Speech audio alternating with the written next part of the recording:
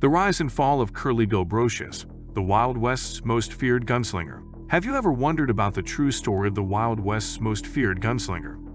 The legend of Curly Bill Brocius has captured the American imagination for over a century. But how much of his story is fact and how much is myth? Join us on a journey through Brocius' life and legacy, as we explore the reality behind the myth of the Wild West gunslinger. The vast expanse of the American West in the late 1800s was a place of lawlessness and danger. Men with guns ruled the land, and there were few who could match the deadly prowess of Curly Bill Brocius.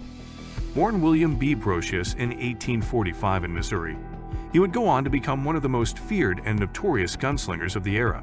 Brocius' early years were unremarkable, and he spent most of his youth working as a cowboy in Texas. But it wasn't long before he turned to a life of crime, becoming a rustler and stealing cattle from neighboring ranches. He quickly earned a reputation as a skilled horse thief and marksman, and it wasn't long before he caught the attention of the law.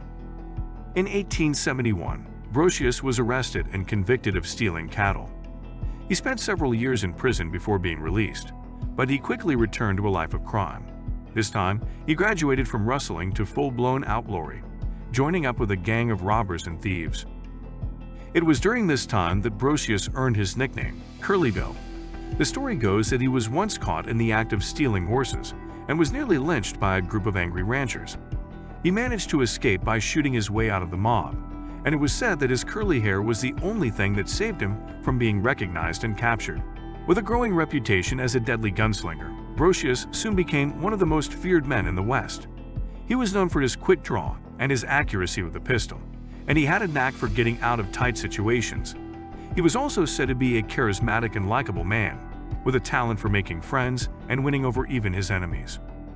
But it wasn't just his skill with a gun that made Brocius such a feared figure. He was also known for his ruthlessness and his willingness to use violence to get what he wanted. He was involved in numerous shootouts and gunfights, and he was rumored to have killed many men over the course of his career. Despite his reputation as an outlaw, Brocius was able to stay one step ahead of the law for many years. He moved from town to town, never staying in one place for too long, and he was always careful to cover his tracks and avoid leaving evidence behind. But as his notoriety grew, Brocius' luck began to run out. In 1880, he and his gang were involved in a shootout with a group of lawmen in the town of Tombstone, Arizona. Although Brocius managed to escape, several of his men were killed or captured, and the incident brought him to the attention of the authorities. Over the next few years, Brocius would become embroiled in a series of conflicts with the law, including his involvement in the infamous gunfight at the Oak Corral in 1881. But despite his reputation as a dangerous outlaw, Brocius continued to elude capture and maintain his position as one of the most feared men in the West. It wasn't until 1882 that Brocius' luck finally ran out. He was arrested and charged with being a member of the notorious Tucson Ring, a group of outlaws that controlled much of the illegal activity in the Arizona Territory. Brocius was eventually convicted and sentenced to hang, bringing an end to the life of one of the Wild West's most notorious gunslingers. The gunfight at the Oak Corral is one of the most famous incidents in Wild West history, and Curly Bill Brocius was right in the middle of it. The shootout, which took place on October 26, 1881, in the town of Tombstone, Arizona, pitted Brocius and his gang against the famous lawman Wyatt Earp and his posse. The events leading up to the gunfight are still the subject of much debate and speculation. It's clear that tensions were high between the two factions, with Brocius and his gang being known for their lawlessness, and Earp and his men determined to bring them to justice. On the day of the gunfight, tensions boiled over when the two groups came face to face on a dusty street in Tombstone. Shots were fired, and chaos erupted as the two factions exchanged gunfire. In the end, 3 members of Brocius' gang were killed, including his brother, and Brocius himself managed to escape. The gunfight quickly became the stuff of legend, with both sides claiming victory and the incident fueling a long-standing feud between Brocius and Earp. In the years that followed, Brocius continued to be a thorn in the side of the law, moving from town to town and staying one step ahead of his pursuers. But the gunfight at the Oak Corral would ultimately prove to be Brocius' downfall. The incident brought him to the attention of the authorities, who were now more determined than ever to bring him to justice. Brocius' notoriety only grew in the wake of the gunfight, and he became a legend in his own time, feared and revered by all who knew of him. Despite his reputation, however, Brocius was never able to escape the long arm of the law. He continued to be pursued by law enforcement officials, and his involvement in the Tucson ring would eventually lead to his arrest and conviction. The gunfight at the Oak Corral remains one of the most iconic moments in Wild West history, and Curly Bill Brocius' role in the incident has only added to his legend. Though his life was cut short by his involvement in crime, his legacy lives on as one of the most feared and notorious gunslingers of all time. Despite being on the run from the law for years, Curly Bill Brocius was finally caught up with in 1882. He had been part of the infamous Tucson Ring, a group of outlaws who were involved in a series of stagecoach robberies and other crimes in Arizona. Brocius was eventually arrested and charged with murder, robbery, and other crimes. Brocius knew that he was facing a long prison sentence, if not the hangman's noose. He refused to go down without a fight and began to plot his escape.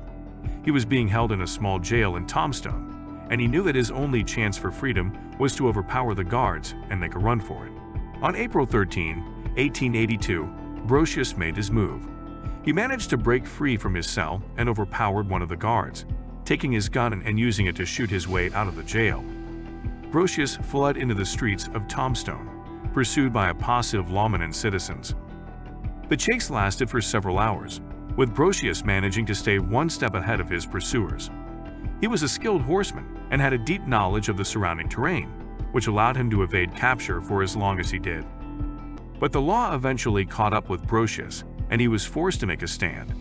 He took cover behind a large boulder and began firing at his pursuers, who were closing in on him from all sides. The ensuing battle was fierce and deadly, with both sides taking heavy casualties. Brocius fought with a fierce determination, knowing that this was likely his last stand. He managed to hold off his pursuers for several hours before he was finally hit by a bullet and fell to the ground. Brocius died shortly thereafter, surrounded by his enemies. He had gone out in a blaze of glory, fighting to the bitter end against overwhelming odds. His death marked the end of an era in the Wild West, and he remains one of the most legendary figures of that time. In the end, Brocius' life was one of violence and lawlessness. He was a man who lived by the gun and died by the gun, leaving behind a legacy of fear and notoriety. But even in death, his legend lives on, a testament to the enduring fascination with the Wild West and the larger-than-life characters who defined it. Curly Bill Brocius' life and death have become the stuff of legend, and his legacy has lived on long after his death. He has been immortalized in countless books, films, and TV shows as the archetypal Wild West gunslinger, a figure of mythic proportions. But how much of the Brocius legend is based in fact, and how much is simply myth?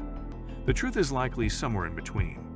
Brocius was undoubtedly a fearsome and deadly gunslinger, responsible for numerous crimes and acts of violence. But his reputation has also been exaggerated over time, with many of the stories about his exploits likely embellished or outright fabricated.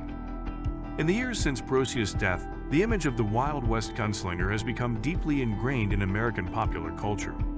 From the dime novels of the 19th century to the Hollywood westerns of the 20th century, the gunslinger has become an enduring symbol of American individualism, toughness, and ruggedness.